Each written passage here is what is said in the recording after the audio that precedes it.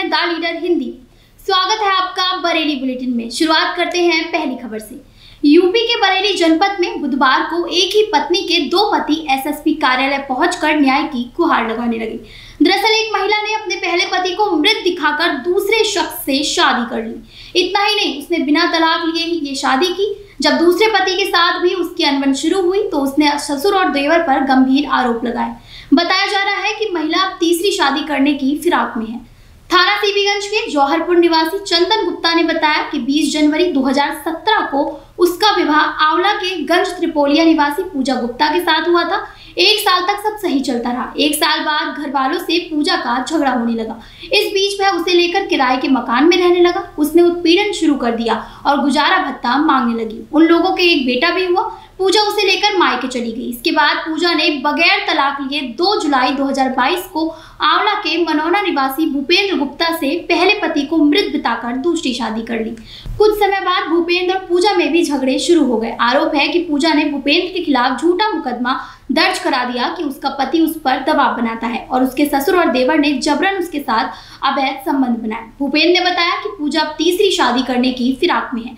आरोप है पूजा दोनों ही ससुराल से रुपए और जेवर लेकर गई है। अब पीड़ित यानी महिला के दोनों पति ने इस मामले में एसएसपी से शिकायत की है और आरोपी महिला के खिलाफ सख्त कार्रवाई की मांग की है, जिससे कोई तीसरा अन्य व्यक्ति इस ठगी का शिकार ना हो। बढ़ते हैं दूसरी खबर की ओर। बरेली कैंट थाना पुलिस ने अपनी पत्नी की हत्या करने के मामले में फौजी आकाश को जाट रेजिमेंट सेंटर से गिरफ्तार कर लिया है। करीब 2 महीने पहले आकाश ने अपनी पत्नी शिखा नैन की हत्या कर दी थी। शिखा के पति नरेंद्र ने दहेज की वजह से हत्या के आरोप में अपने दामाद आकाश के खिलाफ कैंट थाने में रिपोर्ट दर्ज कराई थी। दरअसल महिला सिपाही शिखा नैन की मौत के मामले में पति आकाश पर दहेज हत्या का मुकदमा दर्ज किया गया था। आकाश सेना में जवान है और मेरठ का निवासी है। 2020 में आकाश और शिखा की शादी मेरठ में हुई थी। दोनों की पोस्टिंग बरेली में थी। आरोप है कि दंपति में आपस में विवाद रहता था। शिखा के नाक पर चोट के निशान मिले थे। बागपत के गांव लदवाड़ी की निवासी शिखा वर्ष 2019 में बतौर सिपाही पुलिस में भर्ती हुई थी। शिखा की शादी 7 सितंबर 2020 को मेरठ निवासी आकाश से हुई। थाना बारादरी क्षेत्र के नवादा शेखर निवासी धर्मेंद्र राठौड़ ने बताया कि मंगलवार शाम 18 महीने का कार्तिक घर में खेल रहा था। वह खेलते खेलते जीने के सहारे छत पर चढ़ गया था। जब उसने ग्रिल से नीचे झांककर देखा तो वह अचानक से गिर गया। इसकी जानकारी जब परिवार और गली के लोगों को हुई तो सब बच्चे को लेकर निजी अस्पताल में इलाज के लिए दौड़ पड़े। डॉक्टरों ने इलाज के दौरान कार्तिक को मृत घोषित कर दिया। मौत की खबर सुनते ही घर में कोहराम मच गया। जंक्शन पर बुधवार को सियालदह एक्सप्रेस समेत कई ट्रेनों का संचालन प्रभावित हो गया। सियालदह एक्सप्रेस करीब 1 घंटा जंक्शन के प्लेटफॉर्म नंबर 1 पर खड़ी रही। इसके अलावा अवध असम अमरनाथ एक्सप्रेस समेत कई ट्रेनें अलग अलग स्टेशनों पर खड़ी हो गई। बताया जा रहा है कि रेलवे ने डाउन लाइन पर OHE मेंटेनेंस के लिए 1 घंटे का ब्लॉक दोपहर 1 बजे से दोपहर 2 बजे तक लिया था। कैंट से रसोइया के बीच ब्लॉक लिया गया था। ब्लॉक खुलने के बाद ट्रेनों का संचालन बहाल हो पाया। इस दौरान यात्रियों को परेशानियों का सामना करना पड़ा।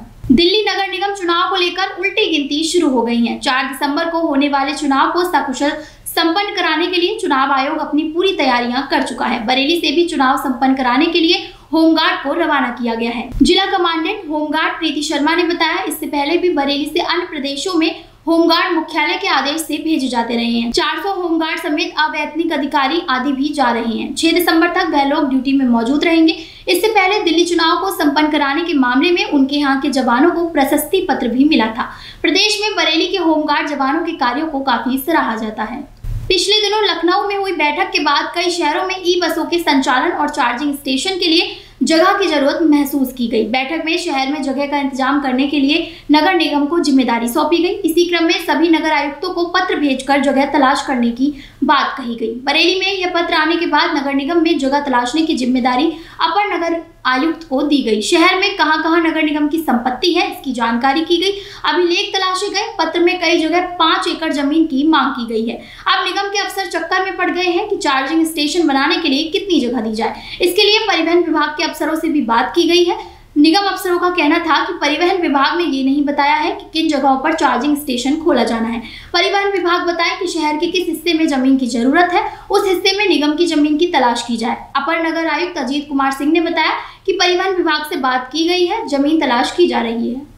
थाना बारादरी के जोगी नवादा निवासी मूलचंद ने बताया कि सोनू सागर BA फर्स्ट ईयर का छात्र है। 25 नवंबर को उनके बेटे सोनू के मोबाइल पर एक फोन आया। सोनू फोन आने के बाद घर से चला गया। काफी समय तक जब वह घर नहीं पहुंचा तो परिजनों ने उसकी तलाश की तो पता चला वह सुरेश शर्मा नगर में देखा गया था। तब से परिजन उसकी लगातार तलाश कर रहे हैं, लेकिन उनके बेटे का कोई सुराग नहीं लग पा रहा है। उन लोगों को शक है उनके बेटे का अपहरण कर लिया गया है। जिस नंबर से उसके पास फोन आया था उन लोगों ने ही घटना को अंजाम दिया है। थाने में शिकायत करने के बाद भी अभी तक उनके बेटे का कोई सुराग नहीं मिल पाया है। पीड़ित ने एसएसपी से अपने बेटे की बरामदगी की गुहार लगाई है। बरेली सिविल लाइंस स्थित बड़े डाकखाने के पास दुर्गा माता मंदिर में महंत नागा बाबा गब्बर गिरी पर देर शाम कुछ लोगों ने हमला कर दिया। महंत बाबा गब्बर गिरी ने बताया कि कल देर शाम सर्किट हाउस जजी कॉलोनी में बने मंदिर के महंत मधुगिरी छत्रपाल अपने अन्य साथियों के साथ दुर्गा माता मंदिर में घुस आए, जिसके बाद वे गाली गलौज और मारपीट करके फरार हो गए। जिसके बाद पीड़ित नागा बाबा गब्बर गिरी ने आज एसएसपी ऑफिस में शिकायती पत्र देकर न्याय की गुहार लगाई है। आज के बुलेटिन में बस इतना ही। बरेली शहर से जुड़ी तमाम बड़ी खबरों के लिए जुड़े रहिए द लीडर हिंदी के साथ। हमारे चैनल को जरूर सब्सक्राइब करें और फेसबुक पेज को भी आप फॉलो कर सकते हैं।